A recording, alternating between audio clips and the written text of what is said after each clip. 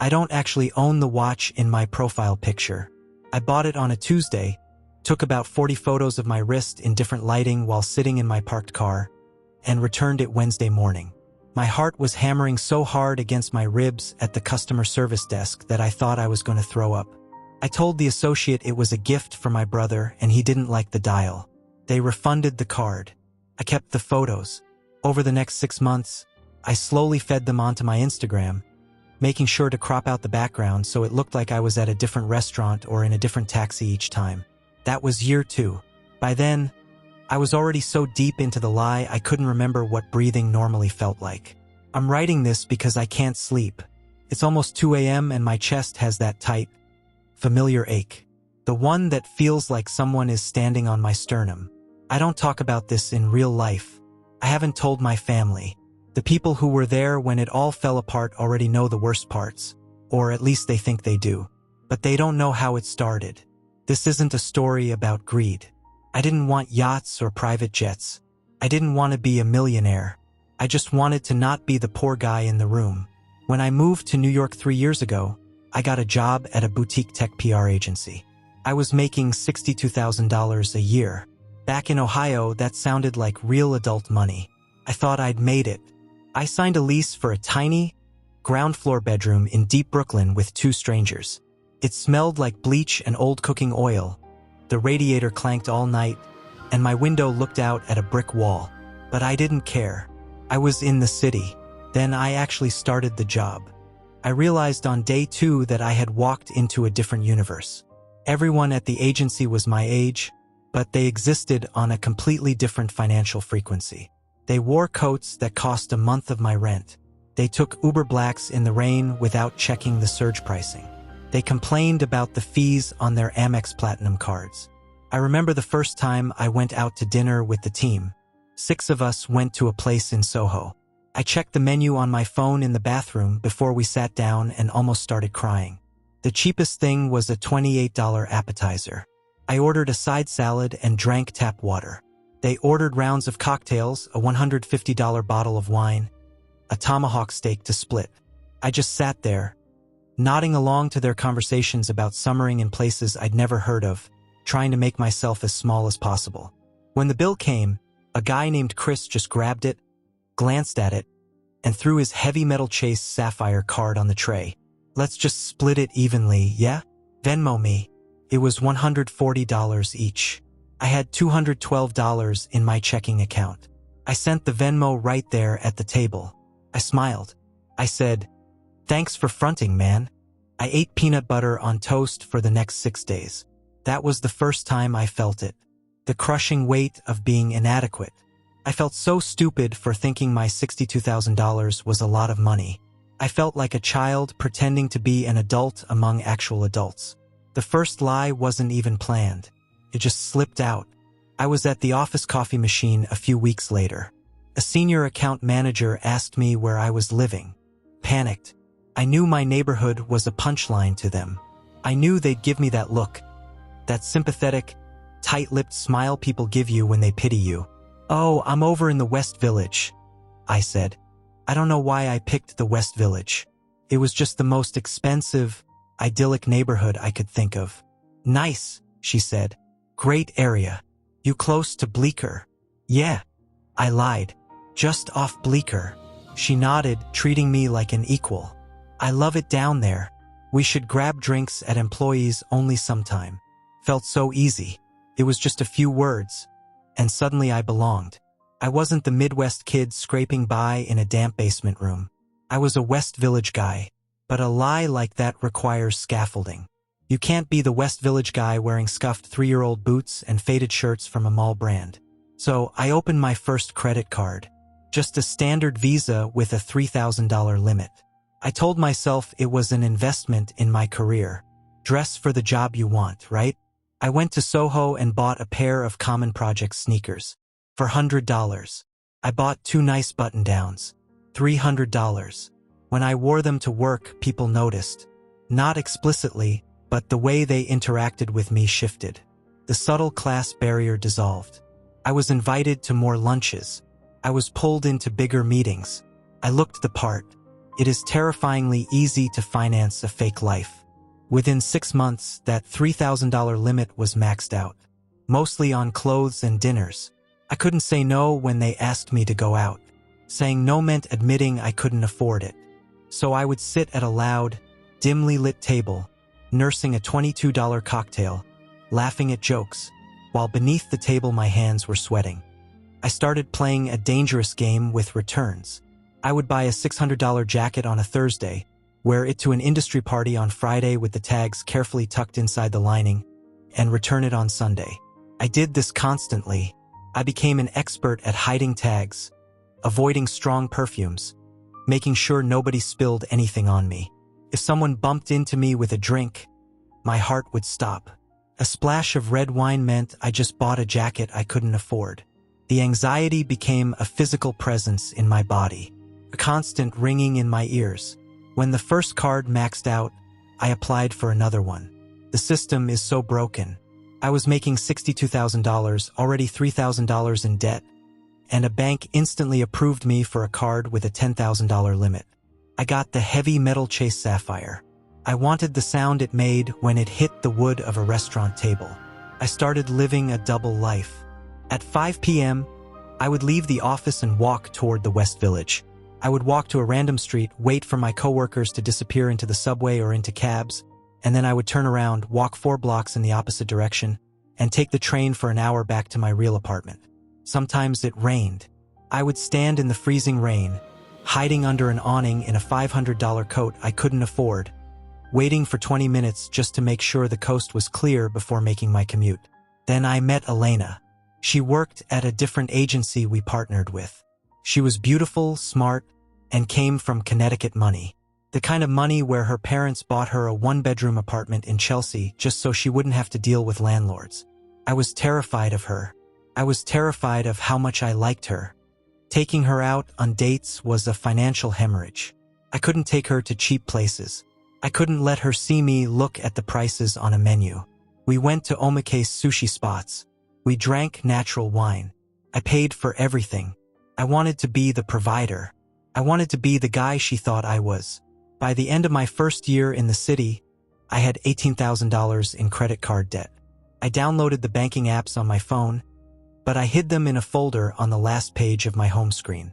Every time I had to open them, my stomach dropped. I would sit in bathroom stalls at nice restaurants, sweating, transferring $50 from my meager savings into my checking account just so my debit card wouldn't decline when I bought a round of drinks. I would watch the little loading wheel spin on the screen, praying the signal was strong enough to make the transfer before I walked back out to the table. Elena eventually wanted to see my place. I had spent 6 months avoiding it. I told her my building was undergoing massive pipe renovations and my water was shut off half the time. I told her my roommate was a nightmare who never cleaned. I kept making excuses, but one weekend, her parents were in town and staying at her place. We had nowhere to go. She suggested we just stay at mine. I don't care if it's messy, she said. I just want to be with you. Panicked. I literally felt the blood leave my face.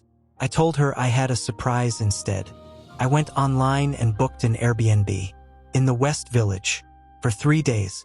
It cost $1,200. I put it on my 3rd credit card. I got the keys on a Friday afternoon. I went to the Airbnb alone first. I unpacked my clothes into the host's closet. I brought my own shampoo and put it in the shower. I took the host's family photos off the fridge and shoved them deep into a kitchen drawer. I hid their mail. I made it look like I lived there. When Elena came over, she loved it. She walked around, touching the furniture, looking out the window. "This is so you," she said. I smiled. I felt sick. We drank wine on the couch. I was terrified the entire time. If she opened the wrong drawer and found a stack of someone else's mail. If she looked too closely at the books on the shelf. If the actual owner showed up. I didn't sleep a single minute that weekend. I just lay awake next to her in a stranger's bed, staring at the ceiling, wondering how the hell I had gotten here. It was exhausting. The mental RAM required to maintain the lie was destroying me. I couldn't remember which version of my life I had told which person. I had to remember who thought I owned my car, who thought I leased it, who thought I didn't have one. I had to remember which expensive vacations I had pretended to go on. I isolated myself from my real friends back home. A buddy from high school texted me saying he was coming to New York and wanted to crash on my couch. I told him I was out of town on a business trip. I just couldn't let him see the real apartment, and I couldn't afford another Airbnb. He posted photos from Times Square later that week. I saw them on my phone while sitting on my cheap mattress in Brooklyn. I cried that night, just completely broke down. I was so lonely.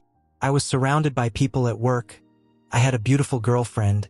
I was going to exclusive parties, and I was entirely, completely alone.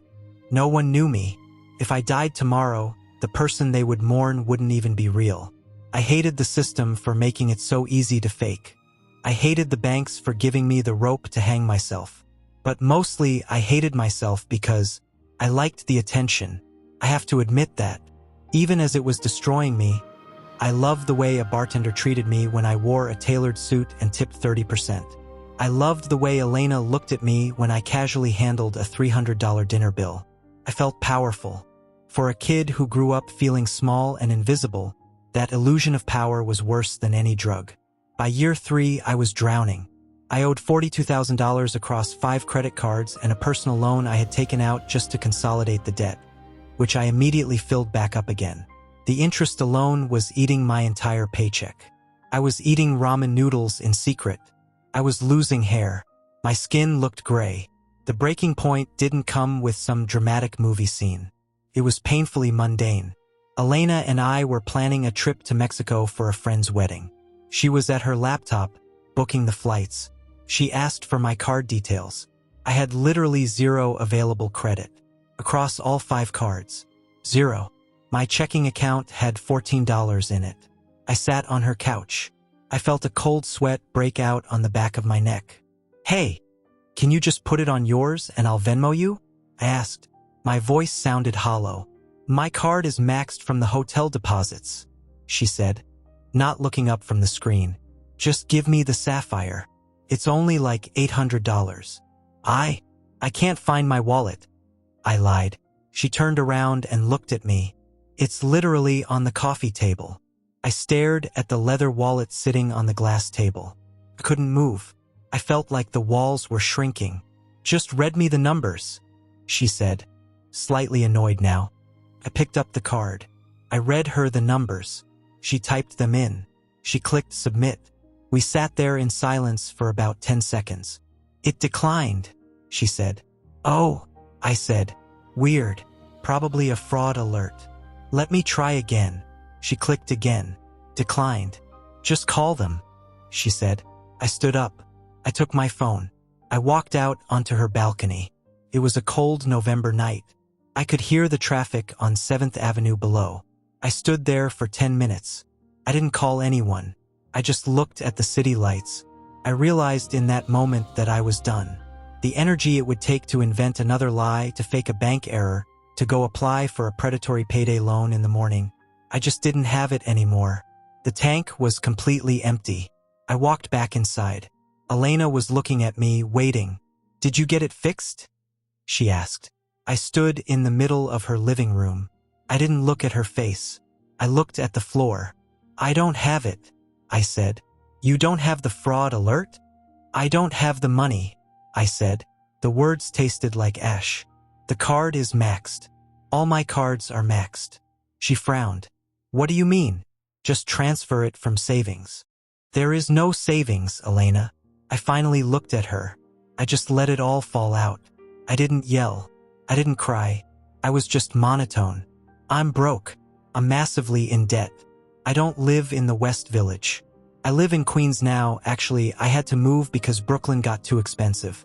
The apartment we stayed in was an Airbnb. The watch I wear sometimes is a fake I bought online. I don't have anything." I will never forget the look on her face. It wasn't anger. Not at first. It was deep, unsettling confusion.